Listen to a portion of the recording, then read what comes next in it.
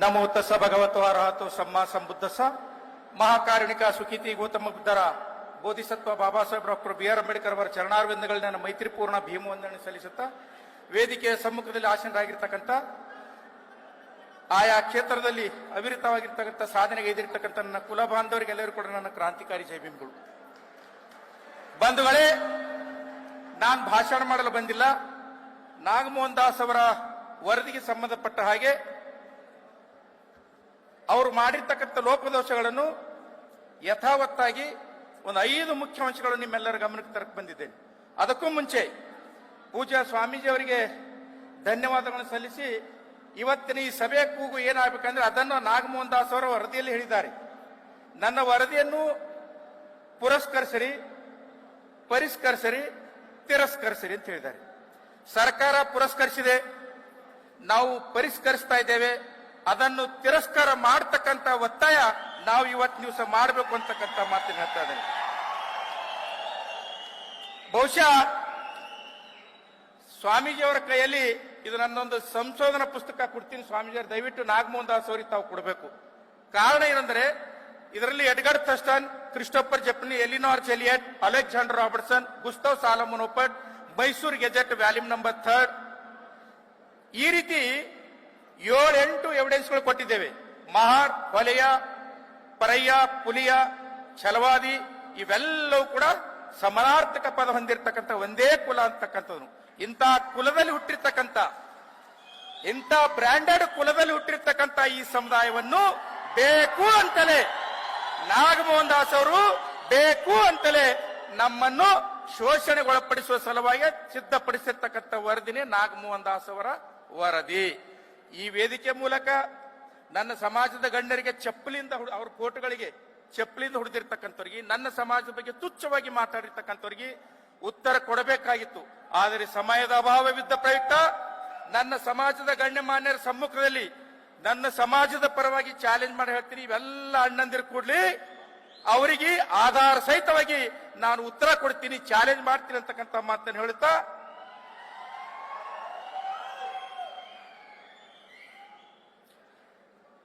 ಮುಲಾಜಿಗಾಗಿ ಹಡಿಲಾರದೆ ಸತ್ತಿರಂತೆ. ಯಾವೊಂದು ಮುಲಾಜ್ ಕಾಯ್ದ ಅವಶ್ಯಕತೆ ಇಲ್ಲ ನಮಗೆ. ಯಾವಾಗ ನಮ್ಮ ತಲೆ ಮೇಲೆ ಅವ್ರ ಕಾಲಿಡ್ಲತ್ತಾರಂದ್ರೆ ನಾವ್ಯಾಕೆ ಮುಲಾಜ್ ಕಾಯ್ಬೇಕು? ಈಗಿರ್ತಕ್ಕಂಥ ಒಂದು ವಿಷಯದ ಬಗ್ಗೆ 5 ಅಂಶಗಳು ಗಣ್ಯಮಾನ್ಯರ ಗಮನಕ್ಕೆ ತರ್ತಾ ಇದ್ದೇನೆ. ನಂಬರ್ 1, ನಾಗಮೋಹನ ದಾಸ್ ಅವರ ವರದಿ ಕಾನೂನು ಬಾಹಿರವಾಗಿರ್ತಕ್ಕಂಥ ವರದಿ. ಅದಕ್ಕೆ ದಾಖಲೆ ನಂಬರ್ 1, 1950ರ ಮೀಸಲಾತಿ ಕಾಯ್ದೆ, 1956ರ ಮೀಸಲಾತಿ ಕಾಯ್ದೆ, 1976ರ schedule caste inclusive and exclusive act ಮತ್ತು 1990ರ ಕಾಯ್ದೆಯಲ್ಲಿ ನಮಗೆ ಮೀಸಲಾತಿ ಕಲ್ಪಿಸಿಕೊಟ್ಟಿರ್ತಕ್ಕಂಥದ್ದು ಸಾಮಾಜಿಕ ತಾರತಮ್ಯದಿಂದ, ಸಾಮಾಜಿಕ ಶೋಷಣೆಯಿಂದ. ಅಂದರೆ ಹಿಂದೂ ಧರ್ಮದಲ್ಲಿದ್ದು ಸಾಮಾಜಿಕ ಶೋಷಣೆಗೆ ಒಳಪಟ್ಟಿರ್ತಕ್ಕಂಥ ಸಮುದಾಯ ಇದ್ದ ಪ್ರಯುಕ್ತ ಇವರಿಗೆ ಮೀಸಲಾತಿ ಕೊಟ್ಟಿದೆ ಅಂತ ಮೀಸಲಾತಿ ಕಾಯ್ದೆಯಲ್ಲಿದೆ.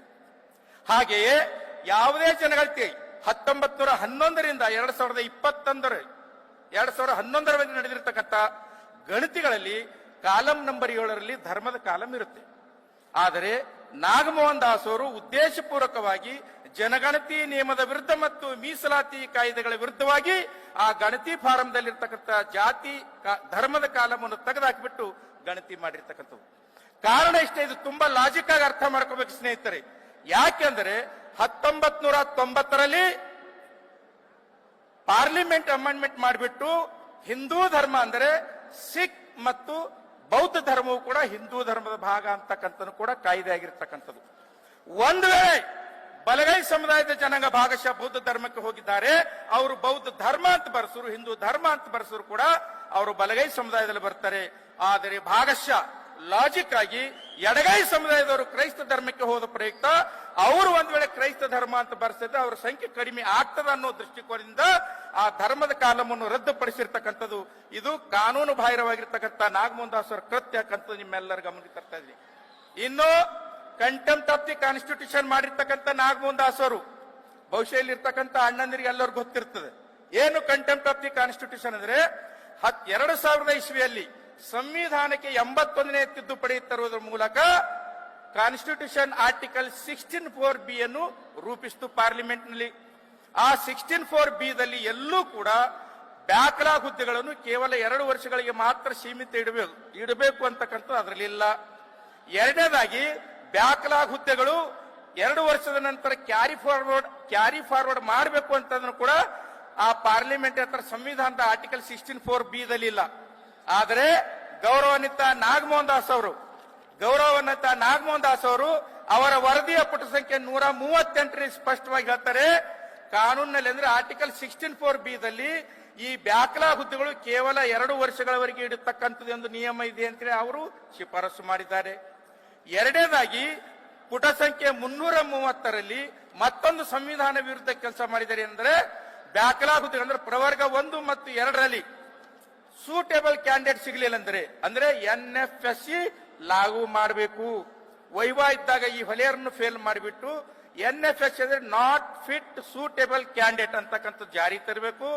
ಇವರು ವೈವಾದಲ್ಲಿ ಸೋತರು ಫೇಲ್ ಆದ್ರಂದ್ರೆ ಅವರ ಹುದ್ದೆಗಳನ್ನು ಕ್ಯಾರಿ ಫಾರ್ವರ್ಡ್ ಮಾಡಬೇಕಂತೇಳಿ ಪೇಜ್ ನಂಬರ್ 330ರಲ್ಲಿ ಶಿಫಾರಸು ಮಾಡಿರ್ತಕ್ಕಂಥದ್ದು. ಈ ಎರಡೂ ಶಿಫಾರಸುಗಳು ಕಂಟೆಂಪ್ಟ್ ಆಫ್ ದಿ ಕಾನ್ಸ್ಟಿಟ್ಯೂಷನ್ ಆಗಿವೆ. ಇದನ್ನು ಪೂಜಾ ಗುರುಗಳ ಗಮನಕ್ಕೆ ತರ್ತಾ ಇದ್ದೀನಿ. ಪ್ರತಿಯನ್ನು ಅವ್ರಿಗೆ ಕೊಡ್ತೀನಿ ಅಂತಕ್ಕಂಥ ಮಾತನ್ನು ನಿಮ್ಗೆ ಗಮನಕ್ಕೆ ತರ್ತಾ ಇದ್ದೀನಿ. ನಿನ್ನೆ ಸಾಮಾಜಿಕ ಜಾಲತಾಣದಲ್ಲಿ ನೋಡಿದ್ವಿ, ಏನು ಸುಪ್ರೀಂ ಕೋರ್ಟ್ ಒಂದು ಜಡ್ಜ್ಮೆಂಟ್ ಆಗಿದೆ, ಬಹಳ ಖುಷಿ ಪಟ್ಟು ಮೆಸೇಜ್ ಹಾಕ್ತಾರೆ ನಮ್ಮವರು. ಸ್ನೇಹಿತರೆ, 1985ರಲ್ಲಿ ಸಿವಿಲ್ ಸೂಟ್ ನಂಬರ್ 733 ಸೊಸೈ ವರ್ಸಸ್ ಯೂನಿಯನ್ ಗವರ್ಮೆಂಟ್ ಜಡ್ಜ್ಮೆಂಟ್ ಆಗಿದೆ. ಏನಂತ, ಕ್ರೈಸ್ತ ಧರ್ಮಕ್ಕೆ ಮತಾಂತರಗೊಂಡಿರ್ತಕ್ಕಂಥ ಶೆಡ್ಯೂಲ್ ಕಾಸ್ಟ್ ಜನಾಂಗದವರು ಮೀಸಲಾತಿಯ ಅಡಿಯಲ್ಲಿ ಮೀಸಲಾತಿಗೆ ಬರೋದಿಲ್ಲ, ಇವರು ಅಸ್ಪೃಶ್ಯರಲ್ಲ, ಶೆಡ್ಯೂಲ್ ಕಾಸ್ಟ್ ಅಲ್ಲ ಅಂತಕ್ಕಂಥದ್ದು 86ನೇ ಜಡ್ಜ್ಮೆಂಟ್ ಆಗಿರ್ತಕ್ಕಂಥದ್ದು.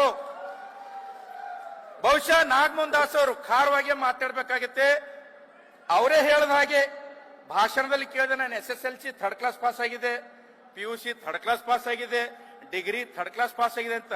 ಬಹುಶಃ ಥರ್ಡ್ ಕ್ಲಾಸ್ ಪಾಸ್ ಆದ ಸಲುವಾಗಿ ಏನೋ ಗೊತ್ತಿಲ್ಲ, ನಾಗಮೋಹನ್ ದಾಸ್ ಅವರು ತಮ್ಮ ವರದಿ ಕೊಡುವ ಪೂರ್ವದಲ್ಲಿ ಅಂದರೆ 2025 ಏಪ್ರಿಲ್ 30 ದಿವಸ Akhila Ramareddy versus state of Andhra judgment ಆಗಿದೆ. ಈ ಜಡ್ಜ್ಮೆಂಟ್ ಹೇಳುತ್ತೆ, Soosai versus union government judgment ಅನ್ನು ಕೋರ್ಟ್ ಮಾಡಿ ಶೆಡ್ಯೂಲ್ ಕಾಸ್ಟ್ ಜನಾಂಗದವರು ಕ್ರೈಸ್ತ ಧರ್ಮಕ್ಕೆ ಮತಾಂತರಗೊಂಡರೆ ಅವರು ಮೀಸಲಾತಿ ಅಡಿಯಲ್ಲಿ ಬರೋದಿಲ್ಲ. ಈ ಜಡ್ಜ್ಮೆಂಟ್ ಕೂಡ ಹೇಳುತ್ತೆ. ಈ ಜಡ್ಜ್ಮೆಂಟ್ ಬಂದು 4 ತಿಂಗಳ ನಂತರ ನಾಗಮೋಹನ್ ದಾಸ್ ಅವರು ಆ ವರದಿಯಲ್ಲಿ ಶಿಫಾರಸು ಮಾಡಿರ್ತಕ್ಕಂಥದ್ದು ಕ್ರೈಸ್ತ ಧರ್ಮೀಯರನ್ನು ಮಾದಿಗರ ಗುಂಪಿ ಸೇರಿಸಿ. ತದನಂತರ 21/11/2025ರಲ್ಲಿ ಜಿತೇಂದ್ರ ವರ್ಸತ್ ಉತ್ತರ ಪ್ರದೇಶ ಗವರ್ಮೆಂಟ್ ಜಡ್ಜ್ಮೆಂಟ್ ಆಯ್ತು. ಅದು ಸೇಮ್ ಜಡ್ಜ್ಮೆಂಟ್, ಕ್ರೈಸ್ತ ಧರ್ಮಕ್ಕೆ ಮತಾಂತರಗೊಂಡವರು ಮೀಸಲಾತಿ ಸೌಲಭ್ಯ ಪಡೆಯಲು ಅನರ್ಹರು ಅಂತಕ್ಕಂಥ ಮಾತನ್ನು ಗೌರವಾನ್ವಿತ ನಮ್ಮ ರಾಜ್ಯಾಧ್ಯಕ್ಷರು ಮಾತಾಡ್ತಕ್ಕಂಥ ಸಂದರ್ಭದಲ್ಲಿ ಒಂದು ವಿಷಯವನ್ನು ಪ್ರಸ್ತಾವನೆ ಮಾಡಿದ್ರು, ಕ್ರೈಸ್ತ ಧರ್ಮಕ್ಕೆ ಮತಾಂತರಗೊಂಡಿರ್ತಕ್ಕಂಥವ್ರು ಅಂತ. ಸ್ನೇಹಿತರೆ, Dalit Christians in search of justice ಅಂತಕ್ಕಂಥ ಒಂದು ರಿಪೋರ್ಟ್ ಇದೆ. ಕರ್ನಾಟಕ ಕ್ರೈಸ್ತ ಮಿಷನರಿಗಳು ಸರ್ವೆ ಮಾಡಿ 2021ರಿಂದ 23ರವರೆಗೆ ಇಡೀ ಕರ್ನಾಟಕದ ಚರ್ಚ್ಗಳನ್ನು ಸರ್ವೆ ಮಾಡಿ ಸರ್ಕಾರಕ್ಕೆ ರೆಪ್ರೆಸೆಂಟೇಷನ್ ಕೊಟ್ಟಿದ್ದಾರೆ. ಏನಂತ, ನಮ್ಮ ಸಂಖ್ಯೆ ಇಷ್ಟಿದೆ, ನಮಗೆ ಆರ್ಥಿಕ ಸೌಲಭ್ಯ ಮತ್ತು ಶೈಕ್ಷಣಿಕ ಸೌಲಭ್ಯ ಕೊಡ್ರಿ ಅಂತ ಇದು ಸರ್ಕಾರಕ್ಕೆ ಕ್ರೈಸ್ತ ಮಿಷನರಿ ಕೊಟ್ಟಿರ್ತಕ್ಕಂಥ ರಿಪೋರ್ಟ್.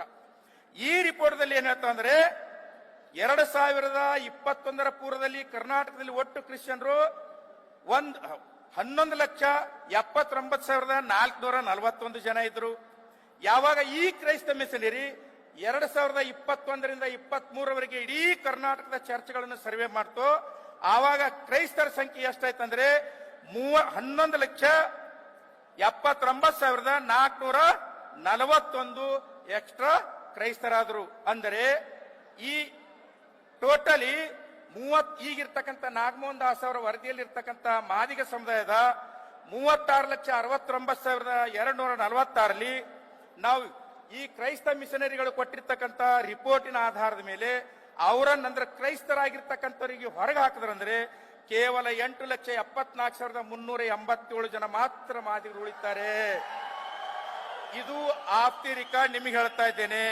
ಅದಕ್ಕಾಗಿ ಗೌರವಾನ್ವಿತ ನಾಗಮೋಹನ್ ದಾಸ್ ಅವರಿಗೆ ದಯವಿಟ್ಟು ನೀವೊಬ್ಬರು ನ್ಯಾಯಾಧೀಶರಾಗಿ ನ್ಯಾಯಾಲಯದ ನ್ಯಾಯಾಲಯದ ಆದೇಶಗಳನ್ನು ಪಾಲನೆ ಮಾಡತಕ್ಕಂಥ ಜವಾಬ್ದಾರಿ ನಿಮ್ಮದು.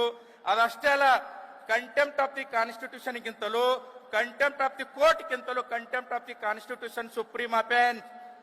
ಮೂಲಭೂತ ಹಕ್ಕಿಗೆ ಧಕ್ಕೆ ತರ್ತಕ್ಕಂಥ ಶಿಫಾರಸು ನಾಗಮೋಹನ್ ದಾಸ್ ಅವರು ಮಾಡಿದ್ದಾರೆ ಅಂದ್ರೆ ಇವರಿಗೆ ಹೊಲೆಯರ ಮೇಲೆ ಎಷ್ಟು ಸಿಟ್ಟಿದೆ ಅಂತಕ್ಕಂಥದ್ದು ಕೂಡ ನಾವೆಲ್ಲರೂ ಅರ್ಥ ಮಾಡ್ಕೋಬೇಕು. ಇನ್ನೊಂದು ಕಂಟೆಂಪ್ಟ್ ಆಫ್ ದಿ ಕೋರ್ಟ್, ಅಂದ್ರೆ 30 ಜೂನ್ 2025 ನಾಗಮೋಹನ್ ದಾಸ್ ಅವರು ವರದಿ ಕೊಡುವ ಪೂರ್ವದಲ್ಲಿ 30 June 2025 Ravindra Swamy versus state of Karnataka high court of the Gulbarga judgment ಆಗಿದೆ. ಏನಂತ? ವೀರಶೈವ ಲಿಂಗಾಯತರು ಬೇಡ ಜಂಗಮರಲ್ಲ ಅಂತ. ಆದ್ರೆ ನಾಗಮೋಹನ್ ದಾಸ್ ಸಾಹೇಬ್ರು ಏನ್ ಮಾಡಿದ್ದಾರೆ ಅಂದ್ರೆ ಬೇಡ ಜಂಗಮರು 2025ರಲ್ಲಿ 3,22,049 ಜನರನ್ನು ಬೇಡ ಜಂಗಮ ಅಂತ ಡಿಕ್ಲೇರ್ ಮಾಡಿ ಸರ್ಕಾರಕ್ಕೆ ವರದಿ ಕೊಟ್ಟಿದ್ದಾರೆ. ದಯವಿಟ್ಟು ಅವರಿಗೆ ಈ ಕೋರ್ಟಿನ ಆದೇಶಗಳನ್ನು ಓದ್ಬೇಕಂತೇಳಿ ನಾಗಮೋಹನ್ ದಾಸ್ ಅವರ ಹತ್ರ ಕೇಳ್ಕೊಂಡು ಕೊನೆಯದಾಗಿ ಒಂದು ಸ್ಟ್ಯಾಟಿಸ್ಟಿಕ್ ಹೇಳ್ತೀನಿ ಸ್ನೇಹಿತರೆ, ಲಾಜಿಕ್ ಆಗಿ ಮಾತಾಡ್ತಾ ಇದ್ದೀನಿ. ಕ್ರೈಸ್ತ ಧರ್ಮಕ್ಕೆ ಮತಾಂತರಗೊಂಡವರನ್ನು ತೆಗೆದು ಹಾಕ್ತಕ್ಕಂಥದ್ದು ಬಿಡ್ತಕ್ಕಂಥದ್ದು ನಮ್ಮ ಹೋರಾಟಗಾರರಿ ಮತ್ತು ನಿಮ್ಮ ಚಳವಳಿಗಾರರಿ ಬಿಟ್ಟಿರ್ತಕ್ಕಂಥದ್ದು. ಯಾಕಂದ್ರೆ ಕೋರ್ಟಿನ ಆದೇಶಗಳನ್ನು ಪಾಲನೆ ಮಾಡಲೇಬೇಕು, ಸರ್ಕಾರ ಇರಲಿ ಅಥವಾ ಒಂದು ಆಯೋಗ ಇರಲಿ. ಇದಕ್ಕಿಂತಲೂ ಮುಖ್ಯವಾಗಿರ್ತಕ್ಕಂಥ ವಿಷಯ ನಾಗಮೋಹನ್ ದಾಸ್ ಅವರು ನಮಗೆ ಮಾಡಿರ್ತಕ್ಕಂಥ ವಂಚನೆಯನ್ನು ಅವರ ವರದಿ ಪುಟಗಳಲ್ಲಿ ನಾವು ಎದ್ದು ನೋಡ್ಬೋದು, ಅದರ ವರದಿ ಪುಟಗಳಲ್ಲೇ ಕಾಣಬಹುದು. ಕಾರಣ ಏನಂದ್ರೆ ಅಂಬೇಡ್ಕರ್ ಅಭಿವೃದ್ಧಿ ನಿಗಮದಲ್ಲಿ ಇರ್ತಕ್ಕಂಥ ಬಲಗೈ ಸಂಬಂಧಿತ ಜಾತಿಗಳಾಗಿರ್ತಕ್ಕಂಥ ಚಾಂಡಾಲ, ಮೊಗೇರ, ಪರಯ್ಯ ಒಯ್ದು ಎಡಗೈ ಸಮುದಾಯದಲ್ಲಿ ಸೇರಿಸಿದ್ದಾರೆ. ಇವರ ಸಂಖ್ಯೆ 2,48,351. ಆ 36 ಲಕ್ಷದಲ್ಲಿ 2,48,351 ತೆಗೆದ್ರೆ ಕೇವಲ 34,20,895 ಉಳಿತಾರೆ. ಇನ್ನು ಉಳಿದಿರ್ತಕ್ಕಂಥ ಪ್ರವರ್ಗ ಅಥವಾ ಗುಂಪು ಎದಲ್ಲಿ ಸೇರಿಸಿರ್ತಕ್ಕಂಥವ್ರು 1,01,580. ಒಟ್ಟಾರೆ ಟೋಟಲ್ ಎಷ್ಟಾಗ್ತಂದ್ರೆ ನಮ್ ಜನ್ಸ್ 3,49,931 ಹೊಲೆಯರ್ನು ಒಯ್ದು ಮಾದಿಗರಲ್ಲಿ ಮತ್ತು ಹೊಲೆಯರ್ನು ಒಯ್ದು ಎ ಪ್ರವರ್ಗದಲ್ಲಿ ಸೇರಿಸಿರ್ತಕ್ಕಂಥ ನೀವು ಕಾಣ್ತೀವಿ. ಹೀಗೆ ನಮ್ಮ ಸಂಖ್ಯೆಯನ್ನು ಗಮನಕ್ಕೆ ತೆಗೆದುಕೊಂಡಾಗ 34,20,895 ಮಾದಿಗರ ಸಂಖ್ಯೆ ಉಳಿತೆ. ನಮ್ಮದು 33,52,564 ಉಳಿತೆ. ಅವರಿಗೆ ನಮಗ ವ್ಯತ್ಯಾಸ, ಅದು ಅಕಾರ್ಡಿಂಗ್ ಟು ನಾಗಮೋಹನ್ ದಾಸನ ವರದಿಯರ ಪ್ರಕಾರ ಕೇವಲ 62,331 ಮಾತ್ರ ವ್ಯತ್ಯಾಸ ಇರುತ್ತೆ. ಹೀಗಿದ್ದಾಗ್ಯೂ ಸಂಖ್ಯೆಗಳ ಆಧಾರದ ಮೇಲೆ ಸುಪ್ರೀಂ ಕೋರ್ಟ್ ಆರ್ಡರ್ ನೋಡ್ರಿ. ಆಮೇಲೆ ಈಗ ತಾನೇ ನಮ್ಮ ಅಧ್ಯಕ್ಷರು ಹೇಳಿದ್ರು ಇದು ರಿಸರ್ವ್ ಒಳ ಮೀಸಲಾತಿ ಕಂಪಲ್ಸರಿ ಅಲ್ಲ, ಕ್ಯಾನ್ ಬಿ ಮಾಡಬಹುದು, ಮಸ್ಟ್ ಬಿ ಅಲ್ಲ, ಕ್ಯಾನ್ ಬಿ ಮಾಡಬಹುದು. ಅಂದ್ರೆ ಎರಡು ದುಷ್ಟ ಆತ್ಮಗಳು, ಒಂದು ಆಯೋಗ ಇನ್ನೊಂದು ಪ್ರೇತಾತ್ಮ, ಎರಡೂ ಸೇರಿ ಬಲಗೈ ಸಮುದಾಯವನ್ನು ತುಳಿಬೇಕು ಅಂತಕ್ಕಂಥ ದೃಷ್ಟಿಕೋನದಿಂದ ಇದು ಜಾರಿಗೆ ತರಲೇಬೇಕು ಅಂತೇಳಿ ದುಸ್ಸಾಹಸಕ ಕೈ ಹಾಕಿದ್ದಾರೆ. ಇನ್ನು ಕೊನೆಯದಾಗ ಒಂದು ಮಾತು ಹೇಳ್ತೀನಿ ಸ್ನೇಹಿತರೆ, ನಮ್ಮ ಮೈಸೂರು ಹುಡುಗರನ್ನೆಲ್ಲ ದೃಷ್ಟಿಕೋನದಲ್ಲಿ ಇಟ್ಕೊಂಡು ತುಚ್ಛವಾಗಿ ಮಾತಾಡ್ತಕ್ಕಂಥ ನೋಡಿದ್ವಿ. ಏನಂತ? ಹೊಲೆಯರು ಮೈಸೂರು ಯೂನಿವರ್ಸಿಟಿಯಲ್ಲಿ ಮಾದಿಗರಿಕಿಂತ ಹೆಚ್ಚದಾರಪ್ಪ, ನೀವೇನ್ ಮಾಡ್ತಾ ಇದ್ರಿ ಅಂತ. ಆಯ್ತು, ಮುಗಿತು, ಒಂದ್ ನಿಮಿಷ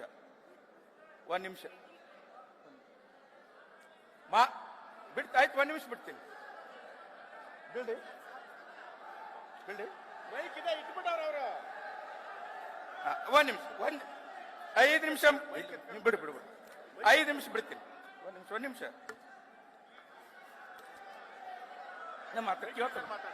ಬಿಡಿ ಸ್ನೇಹಿತರೆ. ನಾಗಮೋಹನ್ ದಾಸ್ ಅವರ ವರದಿಯ 263ನೇ ಪುಟ ಸಂಖ್ಯೆ ಇದು ಸಫಾಯಿ ಕರ್ಮಚಾರಿಗಳ ಸ್ಟ್ಯಾಟಿಸ್ಟಿಕ್ ಹೇಳುತ್ತೆ. ಅಂದ್ರೆ ಅನುದಾನವನ್ನು ಹೊಲೆಯರು ಎಷ್ಟು ಬಳಕೆ ಮಾಡಿಕೊಂಡಿದ್ದಾರೆ, ಮಾದಿಗರು ಎಷ್ಟು ಬಳಕೆ ಮಾಡಿಕೊಂಡಿದ್ದಾರೆ, ಈ ಸ್ಟ್ಯಾಟಿಸ್ಟಿಕ್ ಹೇಳುತ್ತೆ. ಇದರಲ್ಲಿ ಮಾದಿಗರು ಬಳಕೆ ಮಾಡಿಕೊಂಡಿರ್ತಕ್ಕಂಥ ಒಟ್ಟು ಅನುದಾನ 2,228.26 ಲಕ್ಷ ರೂಪಾಯಿಗಳು. ಹೊಲೆಯರು ಬಳಕೆ ಮಾಡಿಕೊಂಡಿರ್ತಕ್ಕಂಥದ್ದು ಕೇವಲ 322.95 ಲಕ್ಷಗಳು. ಈ ಅನುದಾನದ ಹೆಚ್ಚಿನ ಬಳಕೆ ಆಗಿರ್ತಕ್ಕಂಥದ್ದು ಅವ್ರು ಯಾರು ಮಾತಾಡಂಗಿಲ್ಲ.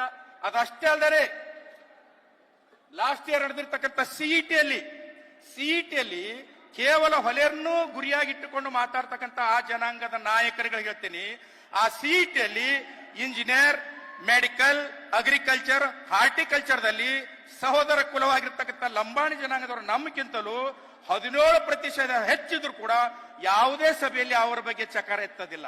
ಟಾರ್ಗೆಟ್ ಮಾಡ್ತಕ್ಕಂಥದ್ದು ಕೇವಲ 1% ಹೆಚ್ಚಿರ್ತಕ್ಕಂಥ ಹೊಲೆಯ ಸಮುದಾಯದ ಬಗ್ಗೆ ಮಾಡ್ತಾ ಇದ್ದಾರೆ. ಅಂದ್ರೆ ಇದು ಒಂದು ದುಷ್ಟ ಚಟ ಇದೆ, ದುಷ್ಟ ಹವ್ಯಾಸ ಹಾಕಿಕೊಂಡಿದ್ದಾರೆ ಅಂತಕ್ಕಂಥ ಮಾತನ್ನು ಹೇಳ್ತೀನಿ.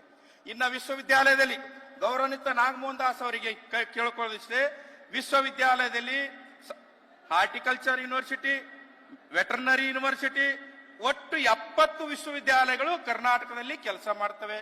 ಆದರೆ ಅವರು ಸಿಬ್ಬಂದಿಗಳ ಅಂಕಿ ಸಂಖ್ಯೆ ಕೊಟ್ಟಿರ್ತಕ್ಕಂಥದ್ದು ಕೇವಲ 27 ವಿಶ್ವವಿದ್ಯಾಲಯದು. ಅವರ ವರದಿ ಪ್ರಕಾರವೇ ಕೇವಲ ನಾನು ಅಂದರೆ ಅವರಿಗೂ ಭಯದಿಂದ ಹೇಳಿದ್ದಾರೆ, ಕೇವಲ 60% ಮಾಹಿತಿ ದತ್ತಾಂಶಗಳನ್ನು ಸಂಗ್ರಹಣೆ ಮಾಡಿದ್ದೇನೆ ಅಂತಕ್ಕಂಥದ್ದು. ಕೇವಲ ಅಂಕಿ ಸಂಖ್ಯೆಯ ಮೇಲೆ ಪ್ರವರ್ಗ 1 ಅಂತ ಕೊಡಬಾರ್ದು ಅಂತ ತಿಳಿದು supreme court 1/8/2024 supreme court judgment ಇದೆ. ಮತ್ತೆ ಹ್ಯಾಂಗೆ ಕೊಡಬೇಕು?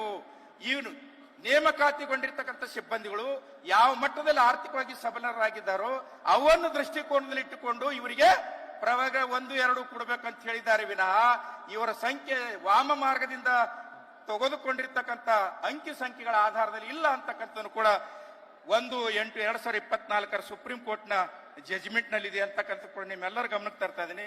ಸ್ವಾಮೀಜಿಗಳಿಗೆ ಮತ್ತ ನಮ್ಮ ಗೌರವಾನ್ವಿತ ಸಿದ್ದಯ್ಯ ಸಾಹೇಬ್ರಿಗೆ ಹೇಳ್ತಾ ಇದ್ದೇನೆ, ನಾಗಮೋಹನ್ ದಾಸ್ ಅವರ ವರದಿ ಸ್ವೀಕಾರ ಮಾಡಿದ್ದಾರೆ, ಪರಿಷ್ಕರಿಸಿರಿ ಅಂತ ನಾವು ಕೇಳ್ಕೊಳ್ಳೋಣ, ಅದನ್ನು ತಿರಸ್ಕರಿಸಿರಿ ಅಂತ ಕೇಳ್ಕೊಳ್ಳೋಣ.